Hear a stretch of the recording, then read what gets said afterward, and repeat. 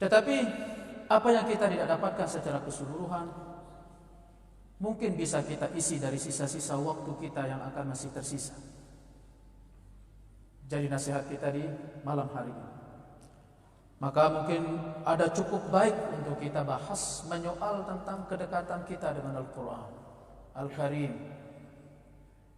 Ketika mungkin kemarin kita mungkin jarang berinteraksi, ketika mungkin kemarin jarang baca Quran, dan mungkin ada beberapa ayat-ayat, semoga ini bisa menambah semangat kita untuk dekat dengan Al-Quran. Sayyidina Utsman bin Affan radhiyallahu taala anhu, beliau berkata, "Ana la uhib ja'atni al-yawm wal-laila wa ana la aqra'u al-Quran." Aku itu enggak suka, kata Utsman bin Affan, aku didatangi oleh malam, didatangi oleh siang, sementara aku didatangi sedangkan aku tidak sedang baca Al-Quran. Nah, ini kita perlu soal ulang Bapak saya. Maka ini nasihat penting untuk saya pribadi dan untuk kita. Al-Quran dipelajari, pelajari tajwidnya, pelajari tahsinnya. Tapi hendaknya kita naik level untuk belajar membaca Quran itu. Bagaimana membaca Quran yang bagus. Jangan sampai kita, sebagian orang nyanyinya pinter, nyanyinya bagus, sampai urat lehernya itu kelihatan, sampai not-not lagu itu bapak saya dia hafal. Bagaimana untuk dia memperindah suara.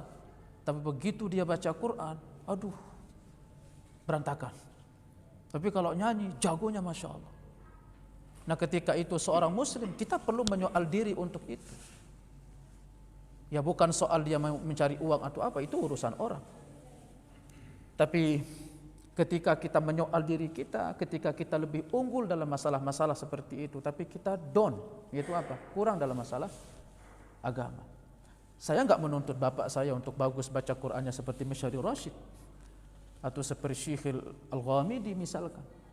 Tapi setidaknya kita itu ada upaya untuk belajar bagus membaca Quran. Ada saya punya bapak itu, bapak bukan bapak ini maksudnya ya, bapak saya kenal. Kemana-mana dia dengar murattal itu Masyari Rashid. Bapak bisa nih ngikutin? Enggak bisa Ustaz. Yang penting apa? Dengar aja gitu ya. Ya, kadang ada dia suka satu surat, dia ikutin. Ya, dia pelajari, ya. Sama-sama sedikit kalaupun tidak sama banyak. Tayyib. Itu Utsman bin Affan radhiyallahu taala anhu demikian, ya, beliau berkata. Apalagi kalau kita lihat bahwa Al-Qur'an ini menjadi sumber utama kita. Menjadi sumber utama kita dalam masalah mengambil hukum. Untuk menyelesaikan segala apa yang kita perselisihkan, sebagaimana itu disebutkan oleh Allah kepada Sayyidina Rasulullah. Allah Subhanahu wa taala sebutkan, "Wa ma anzalna 'alaikal kitab," dan tidaklah kami turunkan kepadamu Quran ini wahai Muhammad illa litubayyina lahum, kecuali agar engkau menjelaskan kepada mereka makhtalafu fi, apa yang mereka perselisihkan. Ya, karena memang kitab Al-Quran ini kitab terakhir turun, maka wajar kalau Quran itu dia disebut dengan apa? Dia disebut dengan penjelas, perinci. Kalau ada kitab-kitab sebelumnya seperti Zabur, Taurat, Injil, itu masih umum, masih ada mungkin yang harus dirinci oleh apa? Al-Quran. Nah, seorang muslim harus paham itu. Begitu banyak persoalan-persoalan yang kita perselisihkan, tetapi kadang jalan penyelesaiannya itu sering egoisme dalam memutuskan perkara.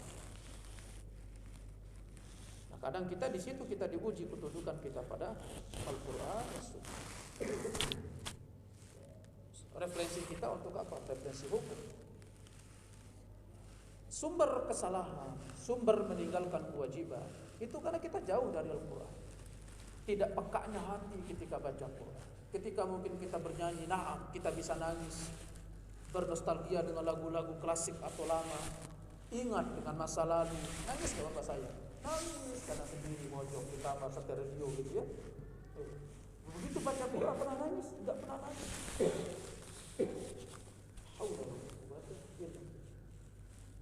Maka nanti kita akan dapatkan riwayat bapak saya. Nangis kan? Fa in lam tabku fatabahu. Kalau kamu enggak bisa nangis, belajar untuk nangis. Itu harus belajar nangis ketika apa baca Quran. Coba kita baca ayat-ayat azab. Kemudian khayalkan tentang diri kita, baca tentang ayat-ayat api, khayalkan tentang diri kita. Kemudian baca tentang dosa dan kesalahan. Itu insya Allah bisa menjadi peluput-peluput hati yang kita tahu untuk bisa mempermudah diri menangis membaca Al-Quran dan Karim. Dan itu ketika kita katakan Bapak saya, ini bagian vital sekarang umat Islam yang kita perlu soal kepada mereka. Di dalam interaksi kita dengan Quran sudah sejauh mana atau sedekat apa? Apalagi belakangan kita lihat dengan tergerusnya oleh arus perkembangan alat elektronik yang begitu berkembang luar biasa. Yang dulunya kita megang mushaf satu-satu untuk belajar membaca Al-Quran, sekarang semakin jauh. Saya teringat dengan sebuah perkataan dari Imam Hudzaifah. Apa kata beliau? Atarakat Banu Israil dinaha fi yawmin wahid. Banu Israil itu apakah mereka meninggalkan agama mereka dalam keseluruhan dalam sehari? Apakah mereka lalu meninggalkan agama mereka keseluruhan dalam sehari, tiba-tiba mereka keluar dari agama mereka? Apa kata Imam? La, bukan. Walakinnahum kanu idza umiru bi syai'in taraku wa idza nuhu bi syai'in raqibu. Bukan, tetapi mereka itu kalau diperintah tidak melakukan. Kalau dilarang apa? Dilakukan. Lalu apa kata beliau? Hatta salafu min dinihim kama in salakha ar-rajulu min thiyabihim. Maka dia terlepas dari agama mereka sebagaimana orang itu melepas bajunya dari atas badan. Begitu syaitan itu. Ketika orang jauh dari kalamullah, fa'atba'ahu syaitan. Syaitan itu akan mengikutinya, diincam oleh syaitan. Nah ini makanya saya katakan tahun baru ini bukan sekedar euforia bagi umat Islam, dan memang bukan hari raya kita. Untuk kita bereuforia di situ, untuk kita bersuka cita di situ, karena kita punya 2 hari raya sudah ditetapkan oleh Sayyidina Rasulullah, Idul Fitr, Idul Adha. Maka hati mana yang tidak teriris Bapak saya ketika umat Islam itu merayakan hari raya orang? Kita hormati itu. Tetapi bukan lalu umat Islam ini ikut merayakan hari raya orang lain, yang itu konsekuensinya itu besar bagi agama Islam. Sayyidina Rasulullah ketika masuk ke kota Madinah, Bapak saya, banyak. Waktu itu orang musyrikin punya berapa? 2 hari raya, Nairus dan Rajab, yang dia ditetapkan di tanggal 1 bulan Januari. Kaum muslimin kurang paham itu. Kadang kita senang-senang, euforia, dan kadang kita tidak memahami untuk dampak ke agama ini. Bahwasanya ada poin-poin teritorial yang harus kita jaga sebagai umat Islam, dan itu prinsip tidak bisa kita untuk bertukar-menukar di situ. Tidak bisa untuk kita saling memasuki di situ. Lakum dinukum waliyadin, itu konsep dari Sayyidina. Kalian agama kalian, kami agama kami. Lalu perlu kita soal untuk umat Islam sendiri. Kita tidak pernah berbicara tentang umat selain umat Islam, karena justru yang memulai dari perkara-perkara yang keruh seperti ini dari umat Islam sendiri, bukan orang Islam juga, orang Islam juga nggak apa-apa, nggak apa-apa kalau mereka. Kadang yang latah itu siapa mulai? Dengan bahasa-bahasa tawaran mereka fleksibilitas, fleksibel, masuk sana, masuk sini.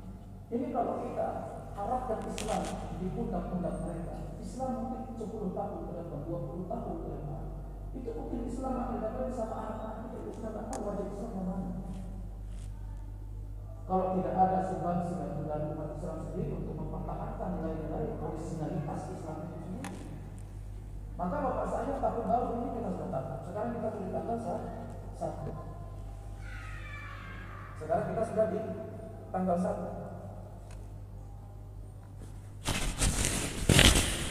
Mak, ini kebuka ya. Nah, kalau ceramah kalau begini, kok saya kalau ceramah ya. Tajib. Nah, yang perlu kita soal setiap ini tanggal 1 kita. Nah, apa yang harus kita lakukan ke depan? Abdullah bin Busri radhiyallahu taala anhu qala jaa a'rabiyyun ila Rasulillah. Seorang Arab Badui pernah datang kepada Rasulullah sallallahu alaihi wasallam faqala, "Ya Rasulullah, man khairun nas?" Jadi dia bertanya kepada Sayyidina, "Ya Rasulullah, manusia itu siapa yang terbaik? Siapa yang terbaik dari manusia itu ya Rasul?" Apa kata Rasulullah? Man tala umruhu wa hasuna amalu. Orang yang panjang umurnya, baik amal. Nah, ini konsistensi ini perlu kita uji. Istiqamah di atas kebaikan itu, di sini kita diuji loyalitas kita. Membela agama Sayyidina, membela sunnah Sayyidina. Taib. Dan kita diuji. Apalagi dengan masa-masa sekarang bapak saya penuh dengan fitnah. Kita diuji dengan itu. Makanya Sayyidina menawarkan itu kepada umatnya. Taib, bahwasanya ibadah di zaman yang penuh dengan fitnah. Itu apa kata beliau? Kahijrati ilayya. Dia seperti berhijrah kepadaku. Ya ilahi sallallahu alaihi wasallam. Siapa yang enggak ingin ketemu dengan Rasulullah? Taib. Siapa yang enggak ingin datang kepada Sayyidina Rasulullah? Bahkan menjadi harapan besar kita ketika nanti kita apa? Ketika kita begitu melek mata kita keluar dari alam kubur, harapan kita adalah berbaris bersama di belakang pundaknya kita lihat, ya Rasulullah. Pundaknya Nabi Muhammad kita lihat, kita berada di belakangnya. Sallallahu alaihi wasallam. Enggak terbayang bapak saya begitu kita apa? Begitu kita dibangkitkan dari alam kubur, ternyata kita tidak dikumpulkan bersama siapa? Rasulullah. Dan itu efeknya besar, akibatnya besar. Makanya kata siapa? Kata Abdullah bin Amr. Kata Abdullah bin Amr, apa kata beliau? Man sana'a nairuzahum wa mihrajanahum. Nah, itu kata beliau. Ini prinsip-prinsip yang diajarkan oleh ini maksudnya apa? Untuk menjaga nilai-nilai Islam yang orisinil. Jangan dicampur adukkan. Nah, hari ini kita hidup bersama orang-orang yang berjubah-jubah Islam, tapi kita enggak tahu di hatinya itu ada niat-niat buruk untuk merusak nilai-nilai Islam. Ya alhamdulillah bapak saya, di negeri kita ini terutama di Indonesia ini alhamdulillah kita berada di negeri disebut dengan Ahdul Mitsaq. Apa Ahdul Mitsaq? Orang harus tahu nih, pelajar ilmu nih. Ahdul Mitsaq apa? Negeri kesepakatan. Ya. Jadi kita bersepakat bersama waliul amr kita bahwasanya di bawah kekuasaan atau di bawah kepemimpinan mereka ada apa? Agama-agama yang diizinkan untuk hidup di negeri ini. Dan itu alhamdulillah kita terima dengan bagus, baik. Dan bahkan itu founder kita itu bagian dari nilai-nilai Islam yang dulu ditawarkan luar biasa, diterima. Kita enggak pernah menyoal itu. Ya, tetapi kita untuk minta pengertian bahwasanya Islam itu agama, ketika Kristen itu juga agama, ketika Yahudi itu juga agama. Mereka punya nilai, mereka punya poin, Islam juga punya prinsip. Apakah Rasulullah sallallahu alaihi wasallam tidak bernegara? Rasulullah bernegara, bahkan beliau pemimpin negara. Bahkan beliau pemimpin negara bukan satu negara, puluhan negara Islam dibawahi oleh satu pemimpin, siapa? Sayyidina Rasulullah. Apakah beliau Rasulullah tidak bersosial? Beliau bersosial. Lalu tidak kita dapati ternukil dari Nabi Muhammad sallallahu alaihi wasallam beliau mengucapkan selamat mungkin kepada hari raya yang bukan dari umat Islam. Tidak lalu beliau datang sebagai bentuk apa? Sebagai bentuk fleksibilitas mungkin kata sebagian orang. Tapi itu kan luar biasa. Kita bisa belajar dari situ bagaimana sebenarnya konsep Islam menghargai antar agama, tidak mencampur adukkan. Apalagi kalau kita dengar atau kalau kita baca dari sirah para sahabat, apa kata Abdullah bin Amr? Man sana'a nairuzahu wa mihrajanahu wa tashabbaha bihi. Siapa yang ikut merayakan dari mihran mereka, kemudian dari nairus mereka. Itu upacara mereka dulu, orang-orang musyrik. Hari raya mereka, tanggal 1 bulan Januari yang ditetapkan oleh Julius Caesar. Tayyib. Dan sebagai itu persembahan kepada dewa mereka. Kemudian hari raya setelahnya beruntut, datang 6 bulan setelah apa? Nairus yang kita sebut dengan Mihrajan. Itu ada di zaman Nabi, itu ada, udah ada. Bukan tidak ada. Nah, kenapa lalu kita tidak mencorong kepada Sayyidina Rasulullah di dalam kita menjaga muamalah batasan-batasan itu dengan umat, antar umat beragama. Dan kita punya pemimpin-pemimpin itu luar biasa. Mungkin sebagai representasi kita, tokoh kita tentang itu apa? Buya Hamka, tahu siapa yang enggak kenal? Muhammad Nasir, siapa yang enggak kenal? Bagaimana mereka ulama-ulama kita itu menjaga prinsip-prinsip. Datang orang belakangan, enggak mengerti bagaimana cara berloyalitas di atas agamanya, mencampur adukkan nilai ini dan nilai Itu. Barakallahu fiik. Nah, ini menjadi titik balik kita. Di tahun baru ini menjadi titik balik kita untuk apa? Untuk berbenah diri ke depan. Untuk siapa? Untuk umat Islam.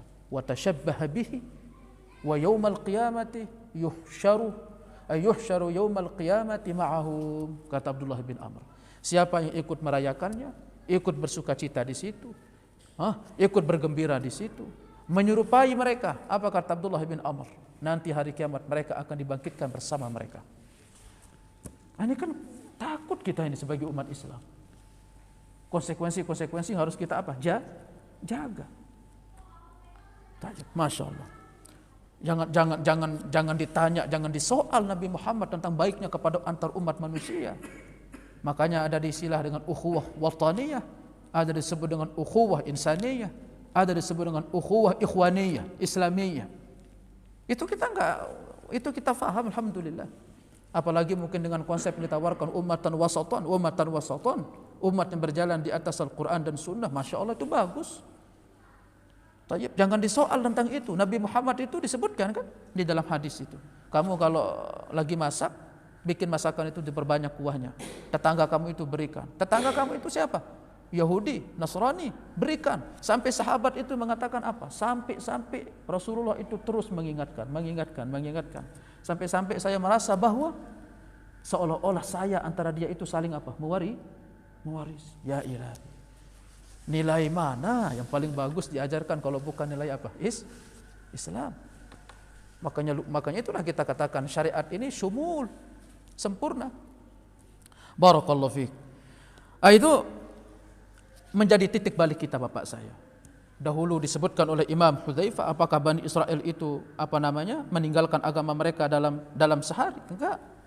Tetapi sedikit demi sedikit sampai apa? Agama itu lepas dari mereka. Maka perlu kita menangisi diri untuk itu, Bapak saya. Menangisi diri untuk itu. Kalau Abdullah ibnu Umar itu sering mencari tempat-tempat yang dihancurkan oleh Allah. Ya, karena seorang muslim itu melihat dengan kacamata makna, dengan kacamata hakiki, bukan dengan kacamata hissi. Ketika mungkin terjadi gempa di mana, ketika terjadi mungkin kerusakan di mana, itu yang merusaknya siapa? Allah Subhanahu wa taala. Nah, seorang muslim itu melihat itu dengan kacamata ma'nawi, hakikat gitu ya. Kalau bahasa orang sufi itu apa namanya? Hakikat. Nah, harus kan begitu cara melihatnya. Bagus, bahasanya bagus, imaniyah. Jadi bahwasanya apa yang terjadi, apa yang sering kita saksikan, yang kita lihat itu apa? Bukan sekedar fenomena alam. Bukan sekedar fenomena alam. Imam Ibnul Qayyim al-Jauziyah rahimahullahu taala kan mengatakan kan demikian. Diizinkan bernafas sekali untuk bumi itu. Ya corong hidungnya itulah retakan-retakannya itu. Bernafas sekali jadi gempa. Itu menjadi titik balik kita untuk introspeksi diri. Menangisi kondisi kita yang mungkin kemarin kita banyak lalai, salat jamaahnya tidak terukur, baca Qur'annya juga jauh, kita lebih sibuk untuk membaca cecetan di WhatsApp. Padahal Qur'an itu sudah download di HP, tapi nggak pernah dibuka. Tayyib. Berapa kali kita buka Qur'an Bapak saya? Di mana? Di HP ada, tapi nggak pernah dibuka. Begitu dibuka, di-download ulang. Saking nggak pernah dibuka. Tahu Ustaz ya? Kan kita semua punya HP gitu ya. Itu ada apa? Quran Android itu kan. Begitu udah lama nggak dibuka, download sendiri lagi. Akhirnya nunggu lagi. Begitu nunggu agak sedikit lama menunggunya, malas lagi untuk baca Quran. Ya ilahi. Perlu untuk menangisi diri. Makanya kata Imam Hudzaifah, marawahu Qasamah ibn Zuhair qala. Qasamah ibn Zuhair beliau berkata, khatabana Abu Musa radhiyallahu taala anhu bil Basrah. Abu Musa itu pernah berkhutbah di tengah-tengah kami. Ini khutbahnya para sahabat loh ini. Ini saya enggak tambah-tambah ya. Apa kata beliau? Faqala ya ayyuhan nas. Wahai kalian manusia, nangis kalian.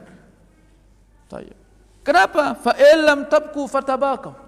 Kalau kamu nggak bisa menangis, belajar untuk nangis. Nah, boleh Ustaz, boleh. Antum misalkan lagi apa? Sholat malam, belajar di sholat malam. Biasanya orang untuk belajar nangis itu biasanya sholat malam, Bapak. Oke? Sholat malam itu cepat itu, bisa insya Allah. Sholat malam, kalau bisa, kalau antum malu sama istri, didengar isak-isak tangisnya, masuk ke kamar sendirian. Ingat dosa, ingat maksiat, sholat sendiri. kemudian angkat tangan, berdoa kepada Allah, itu insya Allah bisa nangis itu bisa nangis. Baik. Apa kata beliau?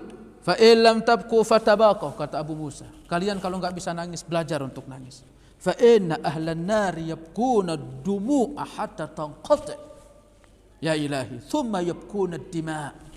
Nanti penduduk neraka itu akan menangis sampai air matanya itu terhenti, tidak keluar lagi kecuali apa? Darah. Karena air matanya sudah habis. Apakah Allah iba kepada mereka? La. Dan menjadi titik-titik balik kita Bapak saya. Hatta law ursilat fiha is-sufunu lajarat. Sampai-sampai kalau perahu itu dia berjalan di atasnya, bisa jalan di atas apa? Air matanya, menyesal. Nah, ini nasihat kita untuk apa? Untuk menatap masa depan kita. Tayyib. Ini baru pemanasan ya Bapak saya ya. Tayyib. Kedekatan dengan apa? Al-Quran. Ini yang perlu kita ingatkan. Karena antum mungkin sering dengar kalau hadisnya, mungkin karena terlalu sering dibaca, akhirnya antum hilang peka akhirnya. Khairukum man ta'allama al-Qur'ana wa 'allamah. Sering dengar kan? Sering dengar. Apa artinya kalau gitu? Khairukum man ta'allama al-Qur'ana wa 'allamah. Sebaik-baik kalian adalah orang yang belajar Quran dan mengajarkan Quran. Ya, belum lagi nanti hadis-hadisnya lainnya. Itu sering kita dengar, akhirnya karena terlalu sering dengar, hilang kepekaan. Tayyib. Nah, ini masih pemanasan kita ini. Untuk saya ingatkan Bapak saya, ini menjadi titik balik kita untuk kita lebih berbenah diri, khususnya terkait dengan apa? Al-Quran. Imam Al-Baihaqi di dalam Asy-Syu'ab dari jalan sanadnya Musa bin Ishaq al-Talhi, beliau berkata, ijtahada al-Asy'ari qabla mautihi ijtihadan syadida. Tayyib. Abu Musa al-Asy'ari sebelum wafatnya beliau itu beramal dengan sungguh-sungguh beramal. Terkesan mungkin seperti memaksakan diri ya. Seperti memaksakan diri. Ijtihadan syadida. Jadi dipacu dirinya. Faqila lahu law amsakta wa rafaqta bi nafsika ba'd ar-rafq. Alangkah lebih bagusnya mungkin engkau itu apa istilahnya ya? Jangan terlalu ketat lah ibadahnya. Mungkin begitulah. Orang bilang kepada siapa? Abu Musa, kamu kalau ibadah itu yang santai sajalah. Kamu kan juga sudah apa? Sudah tua. Begitu mungkin ya. Yang santai sajalah. Kan kita juga sering bilang begitu. Islam itu yang santai-santai ajalah. Ibadahnya juga yang santai-santai ajalah. Mau santai gimana? Santainya yang jarang sholat jamaah ke masjid begitu. Yang santainya itu jarang baca Quran begitu. Enggak bisa akhi. Huffatil jannah bil makarih. Bahwasanya surga itu dikelilingi dengan apa? Sesuatu yang memang kita harus pacu diri di situ. Wa huffatin nar. Kemudian neraka itu dikelilingi dengan apa? Isyahawat, dengan sesuatu yang kita condong kepadanya. Itu neraka. Ya, tayyib. Lalu apa kata Imam? Ini bagus nih kata Imam. Ini dengarin Bapak saya ya. Apa kata Imam Abu Musa al-Asy'ari? Ini Abu Fatah nih kenapa nih kalau lepas tersebut? Tayyib. Apa kata Imam? Innal khayla idza ursilat faqarabat. Apa kata beliau? Sesungguhnya kuda Bapak saya, ini kuda lomba ini ya. Idza ursilat faqarabat. Kuda itu kalau dipacu kemudian semakin mendekat ke garis finish, apa kata beliau? Ra'sa majraha. Semakin dekat ke garis finish, akhrajat jami'a ma indaha. Maka kuda itu akan mengeluarkan seluruh kekuatannya. Iya atau tidak? Kan begitu kalau kuda kan, kita pakai kuda Bapak saya. Semakin dia mendekat ke garis finish, semakin kencang itu kuda. Walladzi baqiya min ajli aqallu min dzalik.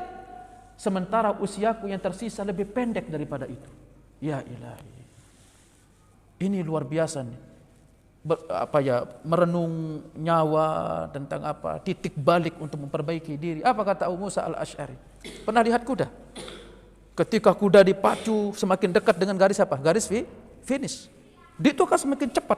Ketika mungkin garis finishnya di sini, kudanya di sini, Bapak saya, ini maaf saya contohin ya. Ternyata umur saya itu sisanya tidak lebih pendek daripada ini. Ternyata lebih apa? Lebih pendek. Padahal kuda itu sekali jomplang aja sudah apa? Sampai begitu cara dia meratapi dirinya. Artinya bahwa nyawa yang tersisa itu lebih pendek daripada jengkalan kaki siapa? Kuda. Barakallahu fiik. Kan kalau begini cara kita tadabbur bagus gitu Bapak saya. Ya, kita akan menemukan makna-makna kehidupan. Ya. Kita semakin terus ingat kepada Allah, semakin ingat tentang akhirat. Ya. Tayyib, kuat ingatan kita tentang akhirat. Yang bisa mengantarkan kita akhirnya apa? Tidak bermudah-mudahan di dalam melakukan dosa. Yang besarnya kita tinggalkan, kecilnya pun kita tinggalkan. Karena terkadang yang menjadi batu sandung kita itu dosa-dosa kecil yang mungkin sering kita anggap sebagai apa? Sesuatu yang tidak berbahaya. Lagi duduk bersama teman-teman di pos-pos ronda, masuk waktu azan, gak ada yang mengingatkan. Hayya 'alas shalah. Wah lagi, masih penting nih, bagus ini. Apalagi mungkin lagi rapat RT gitu ya, RW. Ini maaf nih, ada Pak RT. Kadang lagi rapat di aula, Allahu Akbar, Allahu Akbar. Aduh, bagus ini, rapatnya ini, kita harus selesai ini. Tayyib. Barakallahu fiik. Kadang-kadang hal-hal seperti itu kan sepele bagi kita. Makanya Sayyidina itu telah mengingatkan bapak saya, jangan sampai kita menyepelekan dosa-dosa apa? Dosa-dosa kecil. Karena biasanya itu menyandung kita biasanya. Kecil jadi apa? Besar. Semisal Sayyidina bersabda, iyyakum muhaqqaratiz dzunub. Hati-hati kalian dari apa? Menganggap remeh dosa. Ya sekali, ya enggak apa-apalah sekali. 2 kali, ya enggak apa-apalah 2 kali. Terus seperti itu. Enggak apa-apa. Fa innama mathalu muhaqqaratiz dzunubi ka qaumin nazulu batni wadi. Orang yang meremehkan dosa itu layaknya seperti orang yang berhenti di sebuah tempat. Wad atau kita katakan bukit lah ya. Orang berhenti di sebuah tempat, faja'a dzabi'udin waja'a bi'udin. Kemudian dia pergi mencari kayu bakar, dia datangkan kayu bakar. Dia pergi mencari kayu bakar, dia datangkan kayu bakar. Tayyib. Hatta andaju khubzatahum.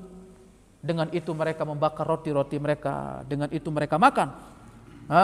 Wa iyyakum wa muhaqqaratiz dzunub. Wa inna muhaqqaratiz dzunubi mata yukhadh biha sahibuha tuhlikhu, kata Sayyidina. Kapan orang itu meremehkan dosa, maka itu yang akan menghancurkan dirinya. Ini kan takut kita Bapak saya. Ini kita takut, perlu kita memawas diri terus gitu. Dan ini tidak ada yang memawas kita, diri kita yang paling kuat itu apa? Kecuali negeri akhirat. Allah itu hadir di setiap apa? Di setiap nafas kehidupan kita. Artinya kita akan kembali. Kita akan pulang. Ketemu sama Allah. Ya, kan takut kita kalau enggak bawa apa-apa ya. Apalagi kita belum diampuni dosa dan kesalahan. Barakallahu fiik. Maka seorang muslim itu di dalam melihat dosa-dosa dan kesalahannya itu, sebagaimana disebutkan oleh Sayyidina Ibnu Mas'ud radhiyallahu taala anhu, apa kata beliau? Innal mu'mina yara dzunubahu ka'annahu qa'idun tahta jabal. Seorang mukmin itu kalau dia melihat dosanya itu seperti dia sedang duduk di bawah gunung, yakhafu an yaqa'a alaih. Dia takut untuk ditimpa oleh gunung tersebut. Ini seorang mukmin. Jadi bagi dia itu dosa kecil itu enggak remeh. Makanya ya Allah, itu luar biasa Pak saya. Ya aduh, saya pernah ketemu dengan kawan-kawan yang saya sendiri tuh minder Bapak saya. Saya itu sendiri minder. Bagaimana dulu menangisi dirinya, mungkin pernah terjebak di dalam riba. Yang akhirnya sampai dia bergetar menangis. Ma'rifah, itu ma'rifah. Ma'rifah itu selalu kan saya bilang, bukan soal orang itu bisa terbang di atas udara, terbang pakai sejadah, naik di atas air. Selalu orang paham begitu kan? Padahal ma'rifah yang hakiki itu ketika antum itu lebih memilih untuk apa? Untuk keluar dari zona-zona seperti itu demi untuk memilih siapa? Allah dan Rasulullah sallallahu alaihi wasallam. Dia lebih memilih atau rela untuk menjadi penjual apa? Penjual bakso cilok gitu, yang dulu biasanya dia menerima gaji sekian puluh juta menjadi direktur di bank ini bank itu. Dia lebih memilih itu apa saya? Saking cintanya kepada siapa? Allah dan Rasulullah. Itulah disebut oleh Sayyidina kahijrati ilayya. Seperti kamu itu datang kepada saya. Sallallahu alaihi wasallam. Tayyib, itu seorang mukmin Bapak saya. Kalau dia lihat dosanya seperti dia duduk di mana? Di bawah gunung. Wa innal fajira yara dzunubahu kadzubabin marra ala anfihi. Kalau orang pelaku dosa itu senang ngelakuin dosa itu, dosa yang dilakukan itu apa? Dia lihat seperti zubab. Zubab. Zubab lalat. Yang lewat di mana? Di hidung. Bukan hinggap loh. Cuma lewat. Kalau orang pelaku dosa itu begitu. Wah lewat dosanya. Lewat dosanya. Makanya kalau antum yang sudah ngaji ini Masya Allah. Makanya kalau orang sudah ngaji, itu selain menjaga istiqamah, tetapi titik baliknya itu nanti insya Allah lebih cepat. Tapi antum juga perlu waspada. Karena ada orang yang sering dan bahkan bertahun-tahun ngaji, jatuh kepada dosa. Nilai pekat hatinya itu kurang, meresapi ayat itu menjadi hilang. Itu ada orang karena terlalu terbiasa dengan apa? Ayat. Tertutup oleh nikmatnya dosa dan tentu itu kehendak Allah. Karena kenapa? Allah tidak akan sulit memberikan hidayah itu kepada siapa? Orang-orang sombong. Ya, kalau dia di antara sombong itu pasti melakukan dosa terang-terangan. Itu sombong. Itu disebut apa? Itu disebut dengan istilah di hadis Nabi kita itu disebut apa? Mudhahir, yaitu orang yang menampakkan apa? Dosa. Atau mujahir, orang yang menampakkan dosa. Ya, hati-hati kalian dari menampakkan dosa. Itu sulit untuk mendapatkan hidayah lagi. Tapi beda akhi, bapak saya, kalau misalkan ada orang pernah ngaji apa segala macam, tapi ketika dia melakukan maksiat, dia selalu merasa di belakangnya itu ada zat yang maha besar mengintainya. Ada takutnya gitu loh. Itu lebih mulia ketika orang yang soleh melakukan kesalahan kemudian dia merasa tenang. Dengan si pelaku dosa itu lebih mending si pelaku dosa yang dia melakukan dosa kemudian dia merasa apa? Merasa menyesal. Orang soleh kan kadang-kadang begitu syaitan. Kecil itu orang antum tadi tahajud kok besar pahalanya itu. Ditutup itu. Thayyib. Kemudian lewat misalkan satu dosa. Antum tadi itu puasa apa? Puasa sunnah Kamis, jamaah lagi antum. Itu lewat itu. Tapi kalau orang udah ngaji, hatinya peka, itu luar biasa Pak saya. Dia ketika melakukan dosa itu apa? Takut, Allah jangan-jangan saya dicabut nyawa saya ini. Kalaupun tetap ngelakuin gitu ya. Tapi setidaknya rasa takut itu ada timbangannya tersendiri di sisi siapa? Allah Subhanahu wa ta'ala. Nah, orang fajir itu kalau dia melakukan dosa seperti apa? Lalat yang lewat, bukan hinggap ya. Qala Abu Syihab biyadihi fawqa anfihi, sampai Abu Syihab itu mempraktekkan dengan tangannya, lewat seperti saya tadi ya. Dosanya apa? Lewat, bukan hinggap, tapi lewat. Kalau hinggap masih bisa dilihat, dosa saya nih. Masalahnya lewat. Ya ilahi. Maka kita masuk bapak saya. Maka seseorang yang dekat dengan Al-Qur'an, kita dengarkan nasihat di sini. Thayyib, Ibnu Mas'ud radhiyallahu taala anhu apa kata beliau? Yanbaghi liqari'il Qur'ani an yuhrafa bilailihi idzan nasu naimun. Apa kata Imam? Mestinya orang yang dekat dengan Al-Qur'an itu dia tidak dikenal kecuali dengan apa? Malam-malamnya. Makanya kalau santri penghafal Quran jarang bangun malam, itu tercela itu. Thayyib, tercela itu. Paling tidak bapak saya, paling tidak apa yang antum sudah hafal itu baca ketika sholat sunnah. Makanya kan bagusnya kalau kita habis sholat wajib seperti tadi, bagus sholat sunnah di mana? Di rumah. Nah, nanti misalkan isya praktek aja, praktek. Nanti pulang ke rumah, misalkan lagi ngafal surat apa? Surat Wailul lil mutaffifin. Boleh dibesarin nggak Ustaz? Boleh. Yang penting antum jangan teriak ya. Ya, sampai kedengaran ke samping gitu. Wailul lil mutaffifin gitu. Sampai mengatakan, wah lagi sholat malam si fulan gitu ya. Ya kecil-kecil aja, keluarga dengar. Wah itu kan istri bisa kaget. Waduh suami saya ada apa ini gitu ya. Lagi ngafal surat Mutaffifin, lagi ngafal surat An-Naba. Praktek di mana? Sholat sunnah. Ya mungkin kalau kita sholat malam kan mungkin agak malas ya, capek mungkin kita kerja. Ya maklum lah, makzur insyaallah. Tayyib. Tapi tetap kita harus maksa diri sesekali untuk belajar sholat apa? Sholat tahajud. Nah seorang ahli Quran itu dia dikenal dengan malamnya, sering bangun memang. Makanya kalau kita dulu di santri, ketika kami pesantren itu bapak saya. Tapi sekarang agak sulit. Dulu ketika kami nyantri itu bapak saya di pesantren itu, la ilaha illallah. Tahajud jam 3. Selesai belajar jam 8 malam. Jam 9 mulai tidur.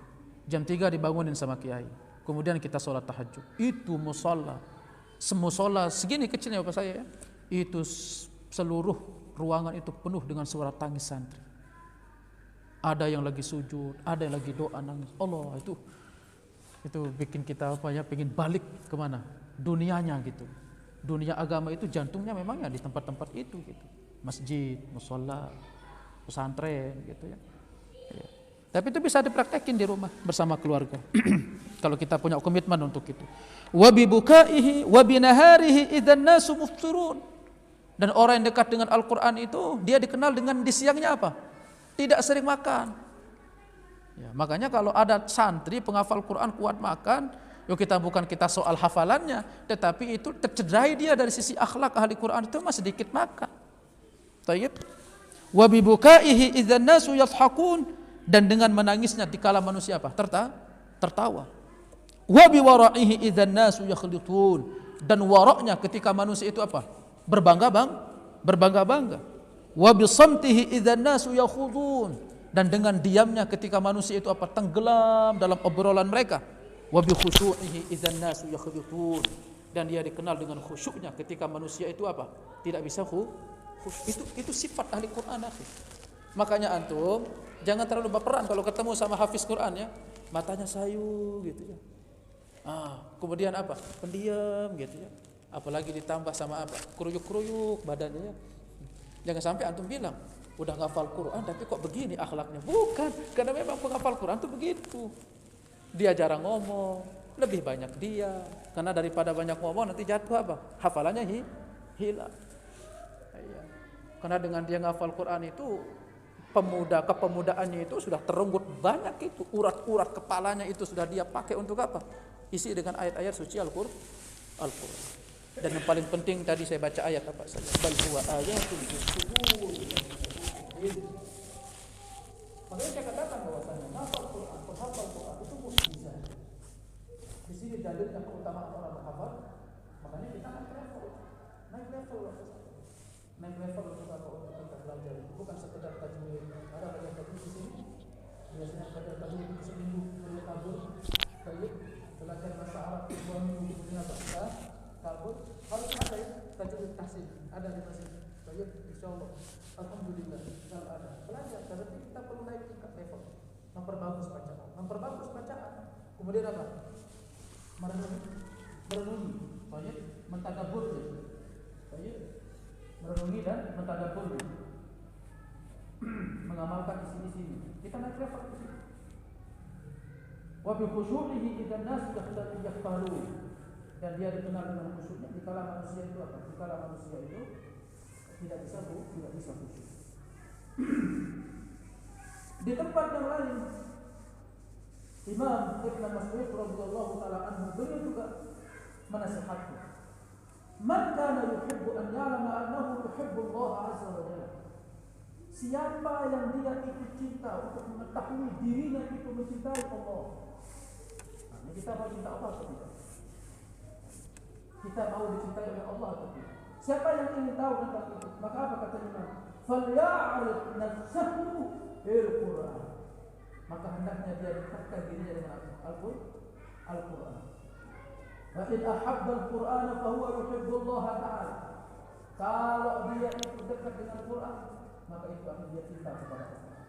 Fa inna al-Qur'an kalamu wa man ahabba al-Qur'an fa huwa yuhibbu Allah ta'ala. Karena Quran itu kalamnya Allah.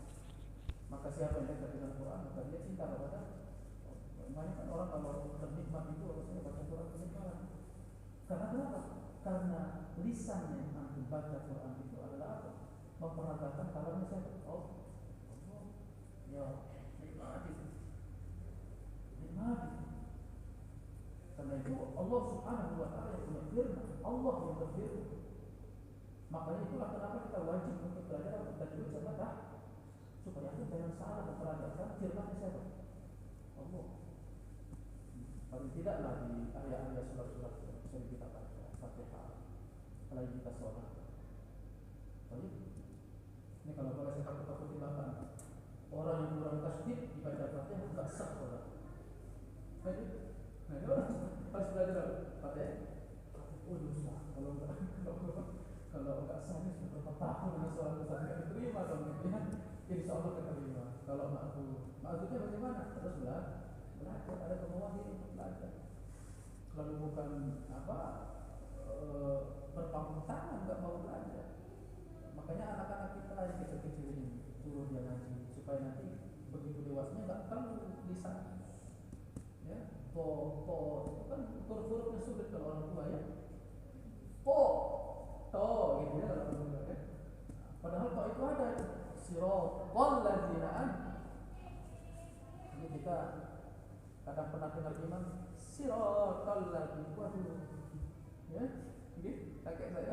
Ya, siratal ladzina.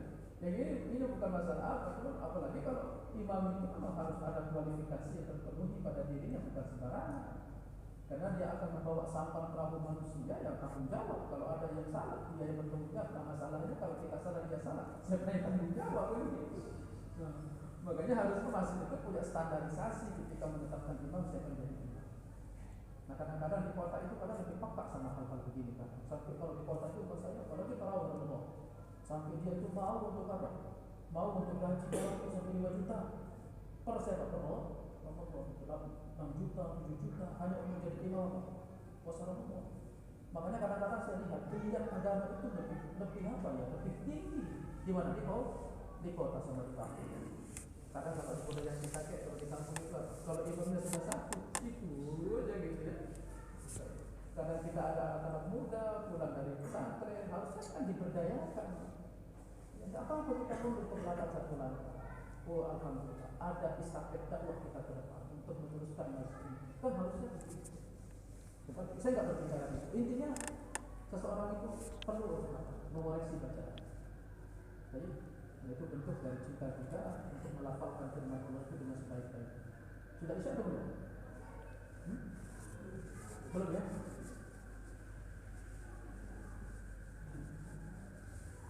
Baik, tinggal berapa menit isya? 16:25. Saya mau sampai isya aja kalau saya.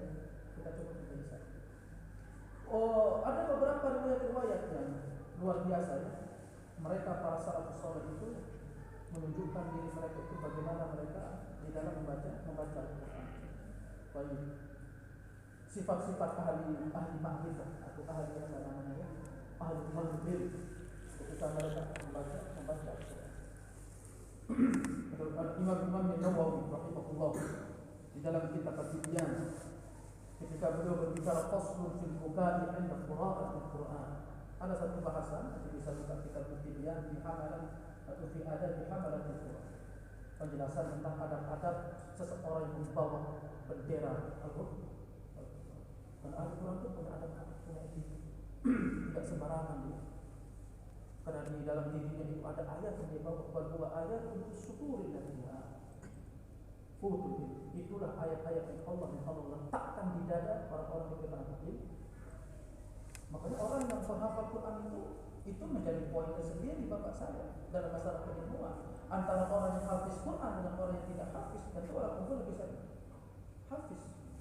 Karena nilai Al-Quran yang dia bawa itu kan lebih banyak, berdalilnya itu mungkin lebih cepat daripada orang yang tidak hafal Quran. Dan itu mukjizat.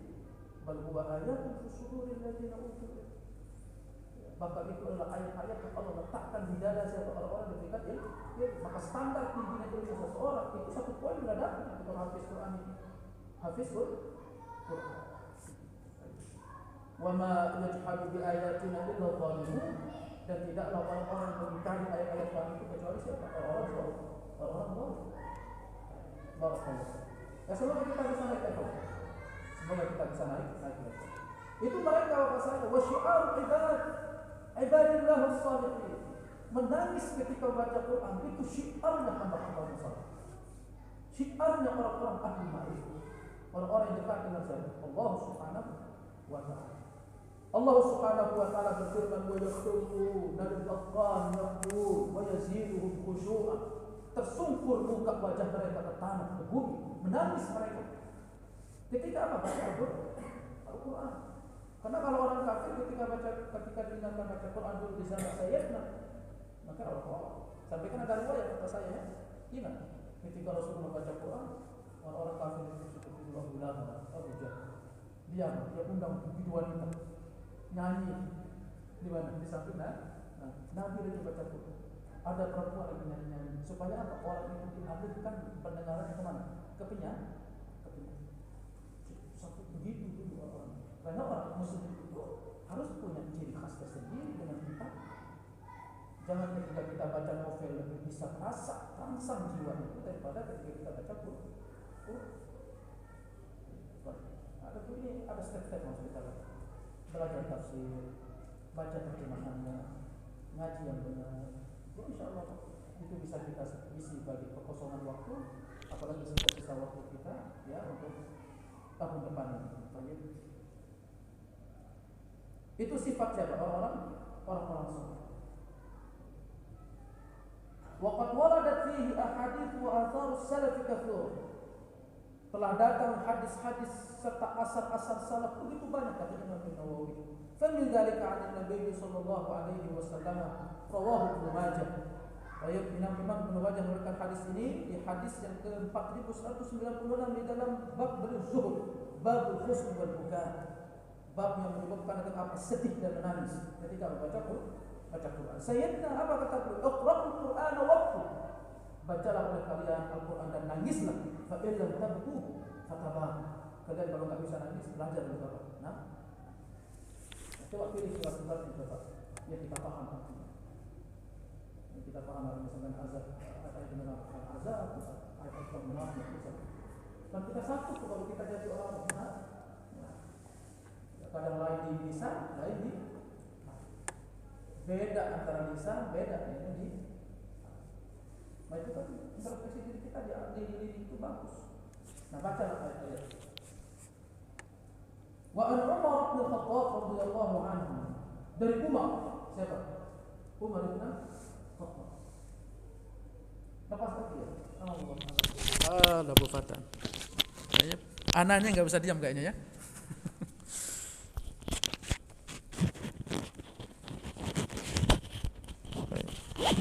Ini siapa? Umar ibn Khattab radhiyallahu taala anhu. Umar. Bagaimana Umar bapak saya? Annahu shalla bil jama'ati subha. Atau bil jama'ati subhi. Maaf. Beliau pernah salat berjamaah, salat apa? Salat subuh. Faqara'a surat Yusuf. Beliau baca surat Yusuf. Fabaka, sampai beliau menangis. Hatta salat dumumuhu ala tarqudi. Sampai air mata deras itu terlihat dari balik pipinya. Dilihat oleh jemaah apa saya. Itu kan terbayang itu. Kalau nangis kita masih isak-isak. Ini kalau Umar ini nangis bapak saya. Sampai dari belakang mbakmu itu bisa lihat itu. Air matanya mengalir kemana? Ke pipi. Ke pipi. Radhiyallahu ta'ala. Nah kita soal diri kita di situ. Ketika kita baca Quran. Taib. Wa an Abi Raja. Wa fi riwayatin annahu kana fi salatil isya fayadullu ala takririhi minhu.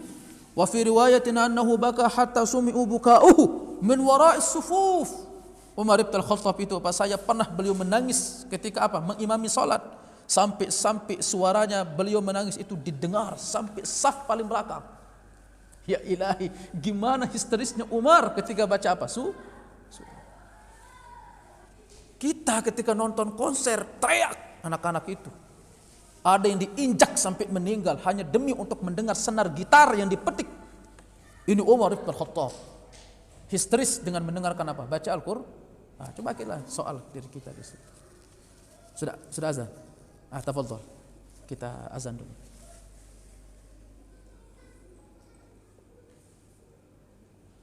Kalau habis azan sebelum sholat boleh lanjut dikit enggak? Enggak boleh. Atau kita lanjut dikit ya. Tayyib. Kita lanjut dikit. Wa an Abi Salihin qala qadima nasun min ahli al-Yaman ala Abi Bakr As-Siddiq radhiyallahu anhu faja'alu yaqra'una al-Qur'ana wa yabkun.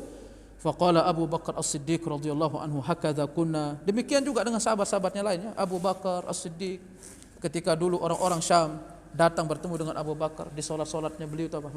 Menangis. Seperti inilah kondisi kami bersama siapa? Rasulullah sallallahu alaihi wasallam. Wallahu a'lam bissawab. Mungkin ini dari beberapa ayat-ayat, hadis-hadis dan asar-asar bisa sampaikan Pak saya. Maka semoga dari apa yang saya sebutkan tadi ini bisa menjadi nasihat untuk kita untuk lebih semangat lagi dekat dengan Al-Qur'an, mengamalkan serta mencontoh generasi salaf bagaimana dekat dengan Al-Qur'an.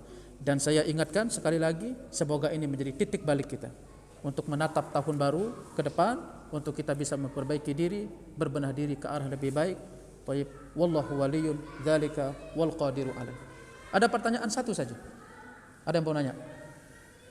Enggak ada. Mau nanya? Enggak ada? Baik, kalau enggak ada berarti kita tutup saja ya. Baik, yang hadir Bapak saya semoga diberikan kesehatan, diberikan al-afiat. Dan semoga Allah Subhanahu wa taala terus mudahkan kita untuk berbuat kebaikan dan ketaatan di sisa-sisa usia atau di sisa-sisa umur kita, dan Allah tutup semuanya dengan husnul khatimah, dan Allah Subhanahu wa taala memberikan keluangan waktu untuk kita, memberikan keluangan kesempatan untuk kita untuk hadir di acara-acara kebaikan dan ke tempat kebaikan. Wallahu waliyyun dzalika wal qadiru alaih. Subhanakallahumma wa bihamdika asyhadu an la ilaha illa anta astaghfiruka wa atubu ilaik.